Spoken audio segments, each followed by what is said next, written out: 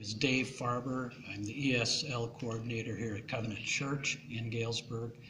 And since June of 2016, we've been working with students that are trying to learn English as a second language.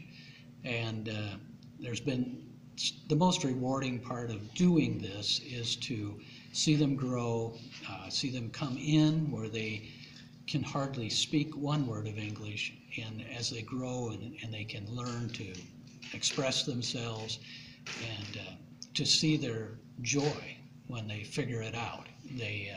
It's almost like a light bulb turns on for them when they get it, and they're so happy that they get it. We try to give them a lot of attaboys, you're doing a good job, even when they struggle or make an error. You know, we try to say, that's all right, we'll explain it to you. Many of the students that can't speak English all have the iPhone, and they have the app on their iPhone, and the student I was teaching this morning had that, where if he didn't understand, he would type it in French, and then it would convert it to English, and then he'd have me type the answer in English, and that would convert it to French, so that if we weren't communicating, we would get an understanding as to what it's going to be. We've helped many of them to get their driver's license, learn to drive the car, shopping skills, finding housing, finding doctors, finding dentists, those type of things, just to make their lives easier. Because many times going into those situations can be very scary, because they have trouble being able to converse with the people and to get them to understand what their needs are. It can be pretty daunting to fill out at the doctor's office, that first form you have to fill out, you know, trying to answer all those questions, not understanding what they mean. I try to put myself in their shoes, and it's very hard because I keep thinking, and we talk about the tutors, what would it be like to go to their country and try to figure this out? So. And talk about learning about some of their stories and difficult backgrounds they've come from. Okay.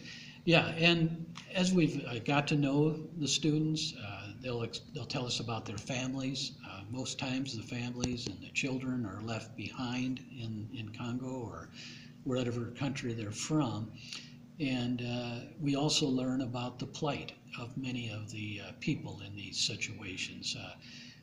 We don't understand what they live through. There's poverty levels that they deal with. There's also very few jobs that they can find, and they're constantly under attack, whether it be by terrorists or their own government or whatever. It just makes a very difficult situation for them. And so, when you talk to them, what's it like since they've come here? Learning English has made an impact on their life, I'm assuming. Oh, it's phenomenal.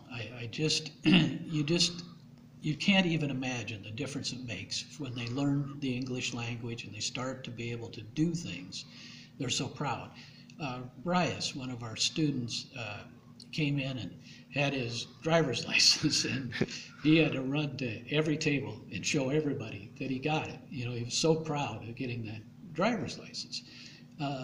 When one of them bought the car, why, we all had to go out and look at his car that he bought. You know, just things we think are normal, they get very excited about. You know, it's great.